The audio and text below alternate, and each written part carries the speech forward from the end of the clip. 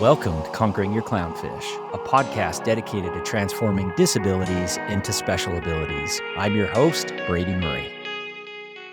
Welcome to the Conquering Your Clownfish podcast. I am thrilled to introduce our special guest today, Laney Wootten. Lainey is coming to us from Texas, where she resides with her husband, John, and their 7 beautiful children. Her oldest child has level 3 severe autism, and her 6th child has Down syndrome. Lainey and her husband advocate and encourage parents online by transparently sharing their struggles and victories. You can follow their journey on their Instagram channel, where they give hope and support to those who love someone with special needs. Lainey, it's great to have you on the show. Thank you. Thank you for having me. This is going to be a fun conversation. You have a lot on your plate right now. Is that correct? Yes, and I pray every day, Lord, what can I take off my plate? So far, he's not told me what I can push off the plate. It's only what's going to be added. Yep, that's exactly right. And so before we get into the thick of it, I have to ask, how's your garden going? Oh, well, it's good. It's gone very good. I've harvested a lot of tomatoes and green beans. I do flower gardening. I do like little mini arrangements and deliver those locally. I was just digging up potatoes right before I came on here. So it's good. I love gardening. My dad was a gardener. My dad passed away of COVID. So gardening definitely makes me feel close to him. So in fact, his garden that he had, like all growing up, it's like I can see it from my garden. So like we built a house right next door to their house. So it's really special. So, but yeah, it's doing really good. I will say that I follow you on Instagram, and I'm jealous of the type of produce that you are producing. We are gardeners as well, and we just can't quite keep up with what you're producing down there. So there must be something good in that soil, and you must have a good green thumb. Well, my husband built me raised beds 2 years ago, and so that's a huge, part of it, because we can really manage the soil well, and it's on well water. So wonderful, yeah. wonderful. I do feel, and as I follow you, it makes more sense now on how that is a very therapeutic thing for you. But I can tell that that's your respite. That's an area that you go to for respite. For sure. So let's jump into it. I would love to hear about your family. So you have 7 children. Could you talk to us a little bit about your family? I have 7 children. Like you said, my oldest has severe autism. And I'm sure the question in everyone else's mind right now when they hear that is like, well, you kept going? And we're like, yeah, we did. We kept going. And it was the hardest, most trying years in our marriage and our life, the decision to keep going, because, we just prayerfully considered every pregnancy, and it got harder. Every child, it just does. It got harder.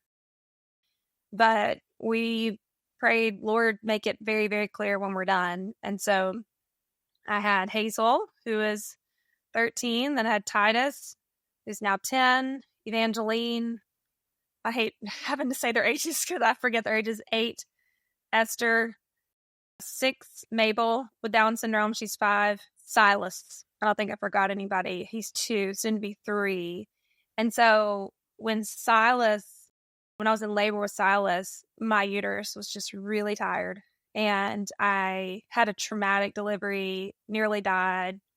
Wow. I had to have 6 bags of blood to save my life, save his life.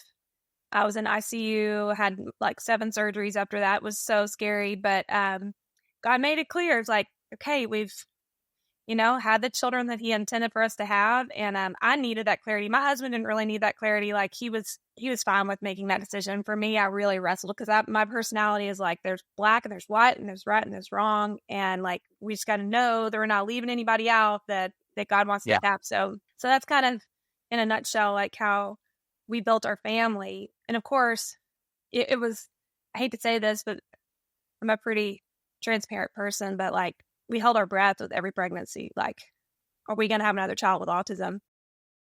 Because my son's autism was in the driver's seat of our house.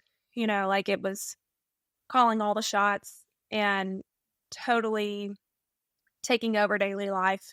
And So when we had another child and they were meeting their milestones, we just would just exhale this sigh of relief, like, okay, like we're in the clear with that one, And then, of course, when I was getting a sonogram with Mabel, they saw like what they thought was a cyst on her belly. And so they sent us to a specialist. My midwife was like, it's probably nothing, but it was something. It was duodenal atresia, which is a blockage in the intestines. And then I thought that was going to be like the end of the story. And the specialist just very bluntly was like, no, and she has, a congenital heart defect, and she's going to have surgery soon after birth. You can't deliver here. And she probably has Down syndrome. We're just like, Wow. what? So that was a lot.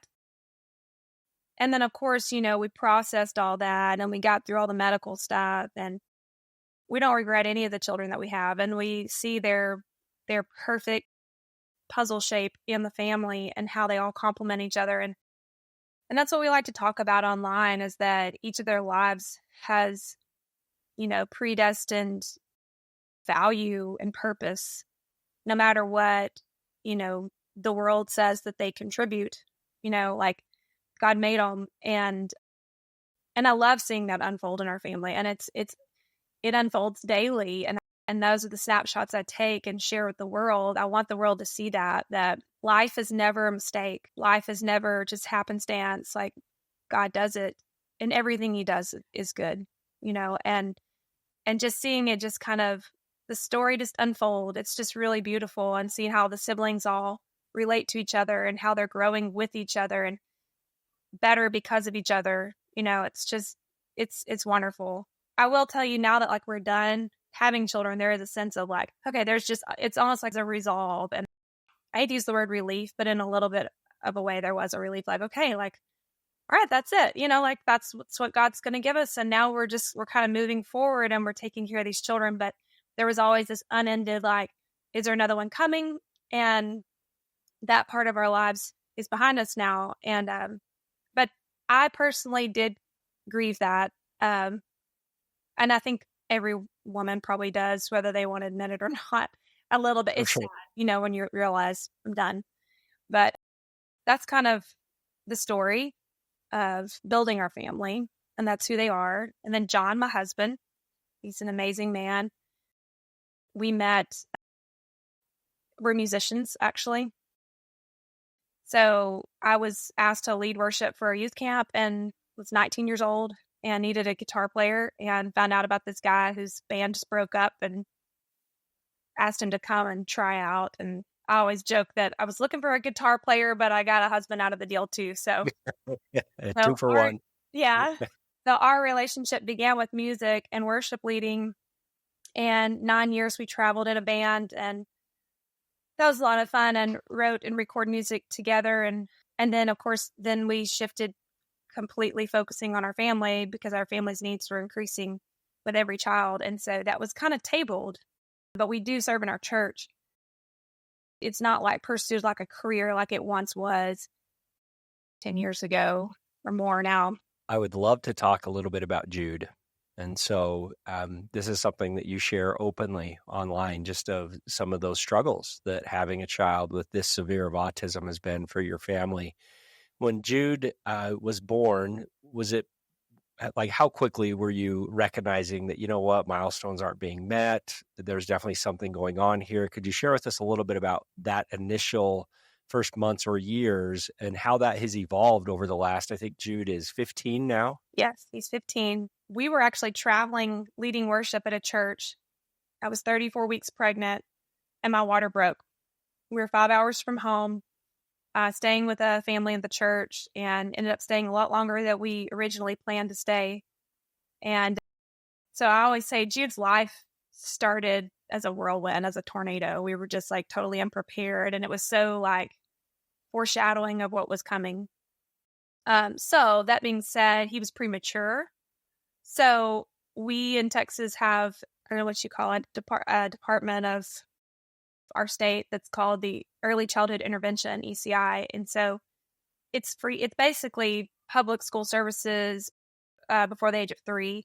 And so you can just call them and get screenings done for free. And someone had encouraged me to do that because he was premature.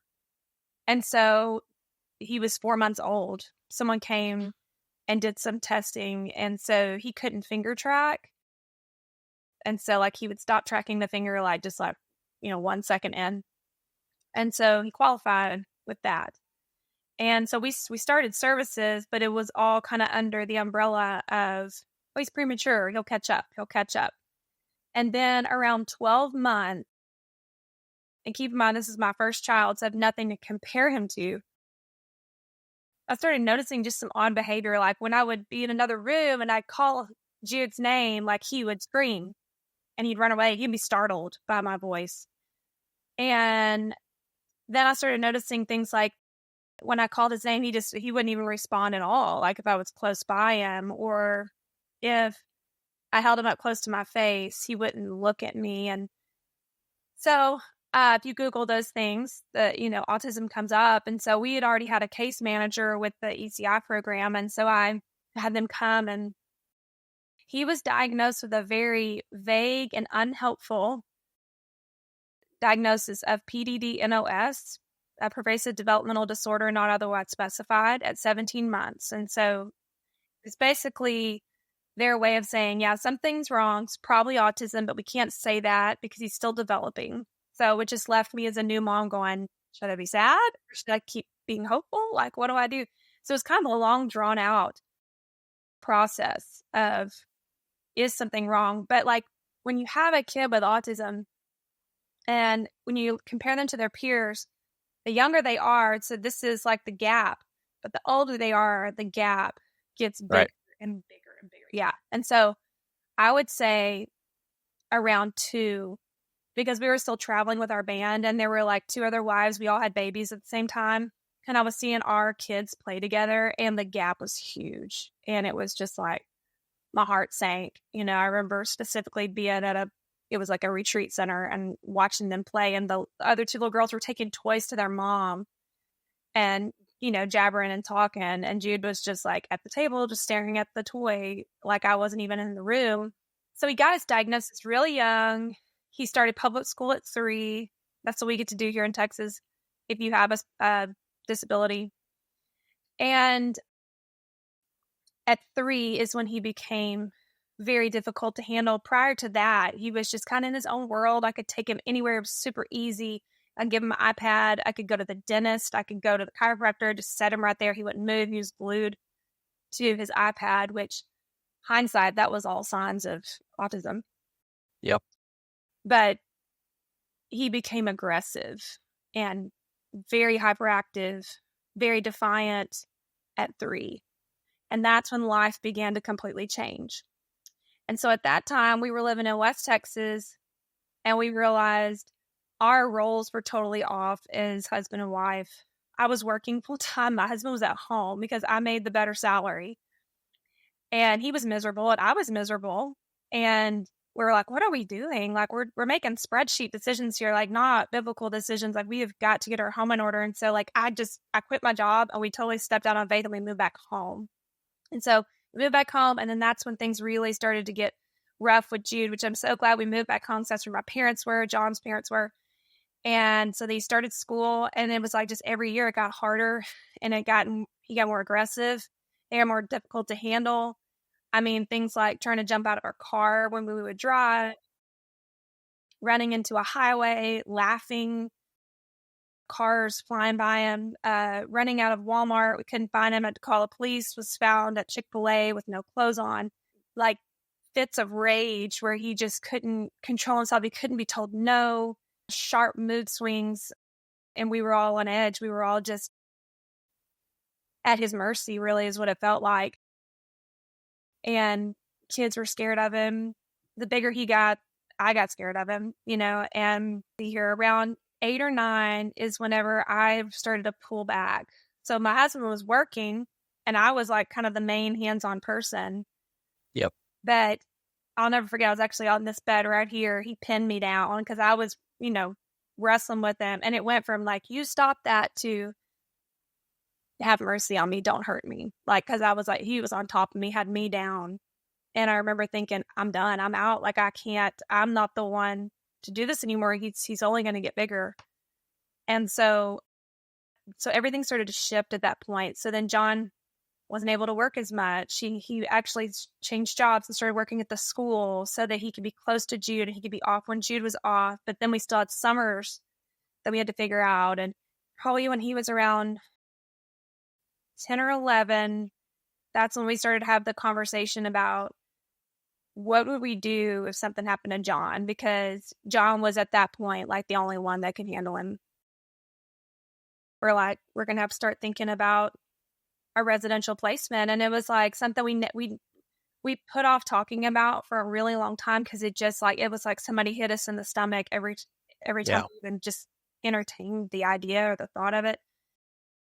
We had such scary moments happening at our house that with every episode, it was just like, we have to. And so during COVID, the school shut down and we're like, now what? I mean, my husband can't work. Like, what do we do? Thankfully, the school was super gracious and let John go to work when Jude would fall asleep. So John would get up to the school at like 10 at night and he'd go up there and work till like 2 a.m. And we just hoped that Jude would sleep in some. And then he would be on. I mean, COVID was such a hard time, as you know, for people who had kids with special needs. We're just like, what are we going to do? Like, what do we do? But during that time, so we call it a LIDA here, the Local Intellectual Developmental Disability Authority. We have these authorities that govern several counties in Texas. And so ours is called Community Health Corps. And so we called them and said, we don't know who else to call. Like, what are we going to do? My husband can't work. School shut down. He's the only one that can take care of my son. And they said, we have crisis team. We'll send the crisis team and evaluate the situation. Long story short, in Texas, we have these waiver programs that cover residential care. But the wait lists are like 17 years long. Yeah. So same in you. Okay. So we had been on the wait list. Well, they have a thing called the crisis diversion slot here in Texas. So if you can apply for a slot to bump you to the top. And so we applied and we got it. And it was bittersweet because it was like, I can't believe we're moving toward residential for him. But what we tried first was they will fund care in the home. And so we did that for about 9 months with several people. But it ended up being to where I had to take my other kids out of the house because there were still these aggressive, big struggles, like chairs flying and, things getting thrown and torn and him trying to ram his body through the window and that kind.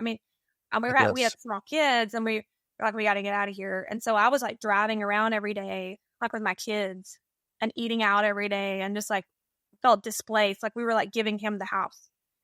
Yeah. And so we did that for several months and then we just realized we prolonged this long enough. And then it got to where my husband was like winded when he was trying to hold him back. He's like, I don't know how much longer I can hold him back. And at that point we were like, okay, we have to start this process. And so, so we started it to apply for a spot in a state supported living center here in Texas. And we just told ourselves, okay, we're just going to do this. We're going to apply for it. We're going to hope and pray for a miracle that whenever his bed comes up, that we'll get to turn it down, Well, we were like 7 weeks out from having his bed. Like we had an admit day. And my husband was out working late, as he always did, because he had to wait till Jude went to sleep. And he stepped in a hole and he broke his leg. And so he came hopping back in the house. It was like after midnight. It was white as a ghost. Woke me up. He said, I think I broke my leg. And I'm like, oh my gosh. This is what we were. There's your answer. Would never happen. Yeah. And so the next day, early in the morning, I texted some of Jude's attendants that we had used. I said, can y'all just come and just be with us so we can figure this out? And I sent my kids somewhere else. And by the end of the day, even with an attendant, he had me up against the wall. He'd gotten mad about something. And my husband sat in a recliner and watched for the very first time. Goodness. He'd always been my husband's arms were covered in scratch marks and bite marks and bruises, neck, face. And he'd shielded me for so long. And for the first time, And I knew in that moment Jude was going to have to go to a state hospital because I knew that that could be a holding spot. Now, we had tried to get him admitted to a state hospital to get some temporary treatment, but we'd been denied by like 13 because of his intellectual disability, which in my mind is an injustice, not fair at all. So I'd already been turned down by the Terrell State Hospital, told that all the beds were full, but I just knew I had to just try. And so I told Jude we were going on a ride. I went to his room and I pulled open the one drawer that he had, because at that time we were living with my mom. My dad had just passed away, and we were in between houses. And I just scooped up everything, all the contents of the drawer, and shoved it into like a little bag. I didn't even grab his toothbrush. I was just so out of it, just so like single-minded. I've just got to get into a safe place. And so I took 2 attendants with me. I told them we were going on a ride, and we drove to Terrell. And I just remember just being kind of like stunned that we were doing this. And I told my husband goodbye, and I'm like, I can't believe I'm the one doing this. Never did I think I would be the one. Like, I thought John would be the one, but John was stuck in a chair. He couldn't move. And I remember pulling in. It was late. It was January 1st. It was cold. And I got to the guard shack, and the lady came to the door of the van. And I said, I need to get help for my son. And then I just broke down, just started crying. And they were very compassionate, very sweet. And so I pulled in, and we went to this waiting area, and all the furniture was rubber, rounded. The TV was covered in plexiglass. And it was just like, I cannot believe we're here. Cannot believe we're in this set. I mean, it just felt spooky. It was late at night. It was like an old military base or whatever. It just felt from a movie, And they called his name. We went back there. They evaluated him, and the doctor, without hesitation, said, absolutely, he needs to be here. And there was relief, and then there was sadness, and there was, just shock. And then they called us both back to a room, and a man showed up in scrubs, and he said, okay, I'm going to need you to just walk out of the room. And it's just what nightmares are made of for parents like us, because there's no explaining.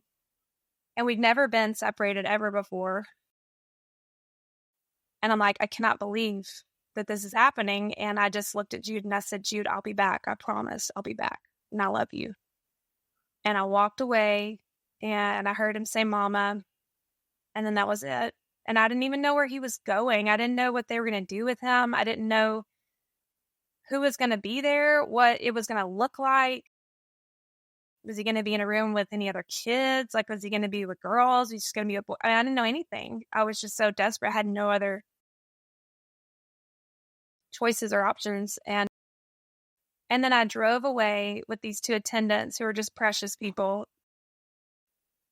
And I remember thinking the emotion that had reigned in my heart for 12 years, well, more like 11 years, because the first 3 were great, of fear was replaced with grief. There was a relief. There was no more fear. There was no, is Jude going to accidentally or purposely hurt anybody in this house? Is he going to hurt himself? I knew he was safe for the first time. And then I drove back and came to my house like, I don't know, 1 or 2 in the morning. And my husband was sitting in the recliner, and we cried. We just cried. And so Jude stayed there for 7 weeks. And it was a safe place for him to be. It wasn't a good place for him to be. And that's when he was transferred to the Lufkin State Supported Living Center, when his progress really began, when his road to his new life began, was at the Lufkin State Supported Living Center. And, there's a lot of details I could say in between, but that's when my prayer life became really powerful, because that's all I had. They did not allow us to physically be there. I mean, at the state hospital, there was just so much, there was a veil between us in our son. And it was so scary. But we prayed very specific prayers and saw specific prayers answered. God comforted our hearts along that path. He put the right people in Jude's life. And it still hurts, it's just not a pretty, picture. I mean, it's a messy, sad story, but it's a story that talks about just complete and total dependence on God and his sufficiency and his provision and his love for us, and that we're all hoping and waiting for him to make all things new and to heal Jude. And, I had a follower ask me not long ago, do you ever pray for Jude's healing? And I said, absolutely. I've been praying for Jude's healing his whole life. But I remember very specifically one time I was praying for Jude's healing, and I felt the Lord say to me, if you knew that more people would come to know me if I did not heal him, what would you pray? And I remember just like saying, Lord, that's not fair. Don't ask me that. I'm too weak for that question, And then I was very quickly reminded that that is what he did for us. He did not spare his own son, but gave Christ for our salvation. And my prayers did change at that point. And I remember just like kind of laying him on the altar, kind of like Isaac and Abraham, and just like, Lord, you have a plan for Jude's life that's totally outside of my life even. Like, Jude doesn't need me to have a plan for his life, and I think that I had thought, well, what's going to become of him without me there? I'm his voice. I'm his guide. I'm his light. I'm his everything, but I'm not his everything. Like, God actually has a plan for Jude, and to use Jude maybe outside of our home and in a state supported living center where I can't be. Like, Jude can go into places that even I can't go into, and God was using Jude there. And I got real serious about, I've been sharing our story on social media for like 10 years, but I decided like last fall to really niche down and just target special needs families. And that's when the social media accounts like exploded. Just this past week, I've gotten 1,000 followers a day on my Facebook account. It just continues to just grow and grow. And I remember thinking like, Lord, I laid him on the altar. Like, you're using, not healing him. Like, you're using his story. Like, you didn't take all this pain away, like you're delivering us through the pain. I've heard it said, God doesn't necessarily desire to always deliver us from stuff, but through things. And that is the story. That is our story. Like, how God is delivering us through this very hard, painful road of autism. Severe autism. Yep. We have seen his faithfulness. I prayed very specific prayers. Like when Jude went to the State Supported Living Center, I prayed that someone there that would love him like we do. And lo and behold, he did. There's a woman there named Antonisha, and she calls Jude her son. And when Jude came in, she did not have any children. So she treated him as her own child. And I could tell you other prayers that were answered, but we have seen God's faithful, loving hand, and just God using Jude's life and just expanding our impact and our influence through his disability. Yeah. And that has been a great comfort to us. That has, like I said, I don't really pray for his healing anymore because I see so much purpose and so much fruit from his disability. I know Jude's going to be healed. But, he'll be healed in heaven, and if God wants to use this in a greater way, then I'm finally at peace with that. But he's mean too. It's taken a long time, and I could write a book about all the struggles in between, because more than one book. That, sounds right now, but. One question that I have, how old was Jude on that January 1st experience? He was 12. And so that was 3 years ago. Yeah, and he spent his 13th birthday in a state hospital, and I just remember lamenting that. That was so sad for me. Yeah. Yeah. But something that is, as I've listened to this story, number one, my heart and my respect and just the humility that I feel and appreciation that I feel for you and being willing to, one, just share this story, but two, be able to do so in such a vulnerable way with so much faith in a higher power, in God, to be able to walk you through this. That is extremely inspiring to me. I also want to point out that through all of this, and you shared this at the very beginning in relation to just your desire to be a mother and to follow God's will for you in being a mother and bringing those children that He wants you to bring into this life, that you did not waver. And so you were having children and welcoming children into your family as you were experiencing all of this. Yeah. And then you get to beautiful Mabel and you find out Mabel has Down syndrome, all while you're experiencing this. And Yeah. then you go forward with faith and you bring Silas into this into this life. And so I can't express enough how thankful I am for your faith and your example, and to your amazing husband for his example and his faith. So thank you for being willing to share that. And I don't want this just focus on Jude that we have had thus far to really overshadow the other amazing things that you're doing in addition to the work that you're doing with Jude. Now, for those that follow your Instagram channel and see the progress that Jude has been making, this is amazing. Can you share a little bit about that right now?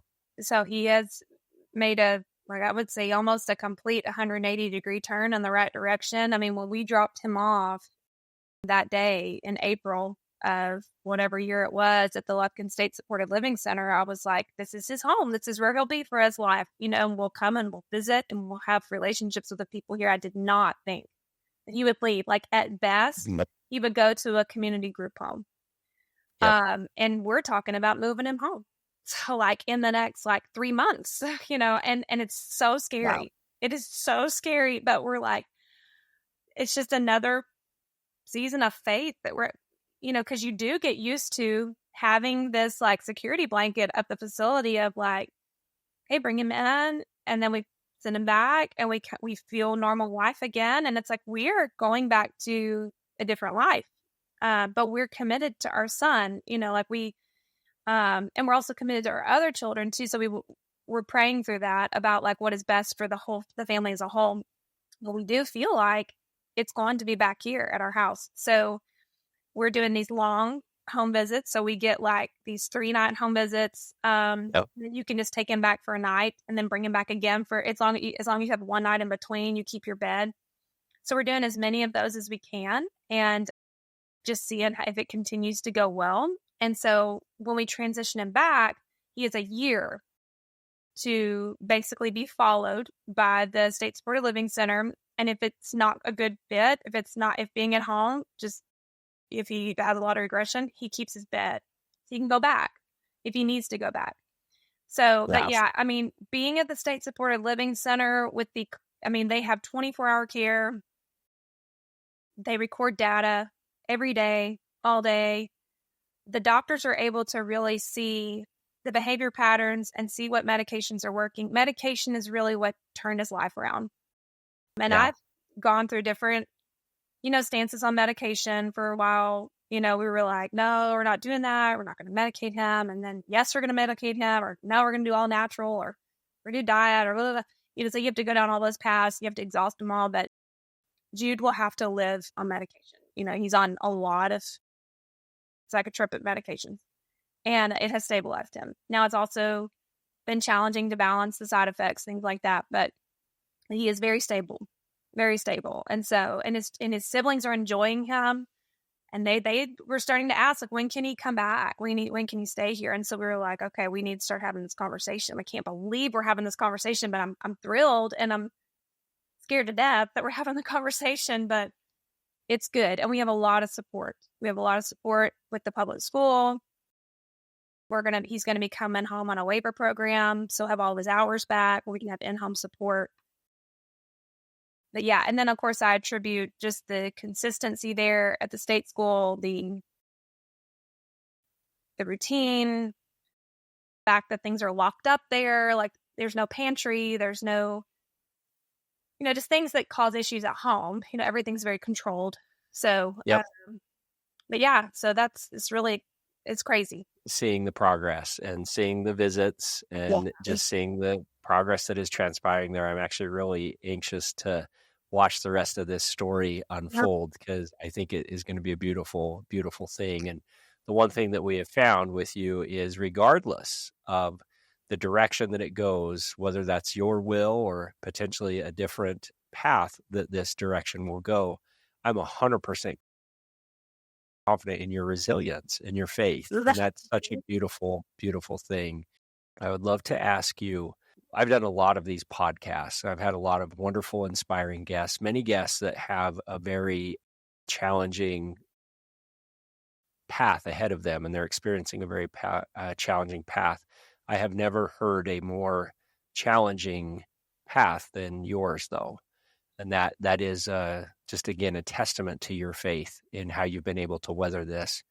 But I know without a shadow of a doubt that there are other families that are currently at the beginning of the path that you, ironically enough, have weathered thus far for the last 15 years and are facing this diagnosis of autism and even potentially severe autism with fear. And I would love for you to speak to them, having been through this path, if you could share some wisdom with them. I used to pep talk myself a lot and say a bad day does not equal a bad life. When you're in the thick of severe autism, I think the emotion that you fight the most is fear. I mean, debilitating fear, like not just like, not even just the what's going to happen to my kid when they're gone, but like, I don't know, transparent, but like, is my kid going to kill me? I'm like, I hate to say that, but like, is he going to hurt one of my other kids? Like, is my kid going to run out in front of a car? Like heavy, heavy fear. Yep. I remember Jude getting into a highway one time, and I was pregnant at that time. I couldn't stop him. And my husband came bolting out of my peripheral and tackled him in front of like a Long John Silver. We were in front of our church. And I was like hyperventilating on the side of the road, like, he almost died, he almost died, he almost died. And when I kind of came to and I started praying, I was reading in the Psalms about how like he sends his angels to like come down, to like protect people. And I was just like, you know what? No, he didn't almost die. Like, God stopped those cars with an angel, and he's going to keep stopping cars, and he's going to keep stopping Jude until it's time for Jude to go home.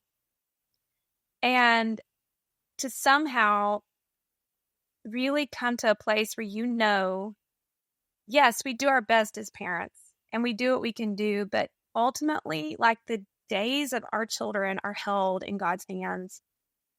And it really has so little to do with us. God has a plan for your child and for your child's disability. Nothing is wasted. Elizabeth Elliot says, there is no place too dark where God cannot shine his glory. Like there is no scenario, there's no story that is just too shameful or too scary or too heavy for God not to get glory there. Like he will, and it will be for your good, for your betterment, and it will be to bring many people to know him. None of it will be wasted. I have a friend whose son is Jude's roommate, and she's a strong believer. And she said, I was just bathing PAX the other day. We had a horrible day, and he's one that runs out in front of cars constantly. And he thinks it's hilarious. And she starts through tears saying, God, none of this is wasted. None of this is wasted. God, I know you're going to use all of it. Just know that not even 1 ounce, not one moment is wasted. Like, these children are not accidents. And, John Piper says, if you don't believe that God creates people with disabilities, you have a head-on collision with Psalm 139 that says he knit us together in our mother's womb. All of this is for a reason. And along the way, you will meet some of the greats because you're in a different league now. You're with special needs parents. And not to toot our own horn, but our sufferings have made us a different person. And, it's like we can meet a stranger. And if you see that they have a child with autism or some sort of disability, you're like, those are my people. And those, they're good. They're heroes, and there will be good along the way. I would say to find your community of people that will support you. And it may not be on these huge forums. Some of my greatest criticism has come from some of these autism forums. They're very divided.